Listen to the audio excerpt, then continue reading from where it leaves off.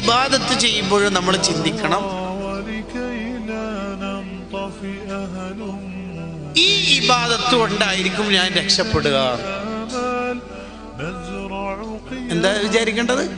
ഈ ഇബാദത്ത് കൊണ്ടായിരിക്കും ലഅല്ലി ബിഹാ അദ്ഖുലുൽ ജന്ന, ഈ ഇബാദത്ത് കൊണ്ടായിരിക്കും ഞാൻ രക്ഷപ്പെടുക എന്ന് ചിന്തിക്കണം. ഉദാഹരണം പറഞ്ഞാൽ, ഇപ്പൊ ഒരു ബക്കറ്റ് അവിടെ കാണുന്നുണ്ട്, വെള്ളം കോരാനാവാൻ ഒരു സാധ്യതയും കാണുന്നില്ല. സ്വതക്കാണ്. അപ്പൊ ആ സ്വതക്ക കൊടുക്കുമ്പോൾ നമ്മൾ എന്താ കരുതേണ്ടത്? ഞാൻ ഈ കൊടുക്കുന്ന സ്വതക്കനെ കൊണ്ട് എനിക്ക് ആഖിറത്തിൽ രക്ഷപ്പെടണം എന്ന് പറഞ്ഞാൽ എന്താ? ആഖിറത്തിൽ 49 നന്മയും 51 തിന്മയായിട്ട് എന്താ ഒരു മാർക്ക് എങ്ങനെയൊക്കെ 50 ആയാലും അല്ല എങ്ങനെയെങ്കിലും നമ്മളെ രക്ഷപ്പെടുത്തും അല്ലേ?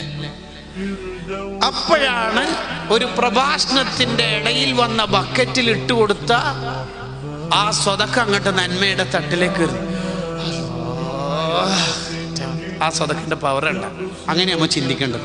ലഅല്ലി ബിഹാ അദ്ഖുലുൽ ജന്ന, ഞാൻ ഈ ചെയ്യുന്ന സ്വതക്കം ഉണ്ടായിരിക്കും ഞാൻ രക്ഷപ്പെടുക.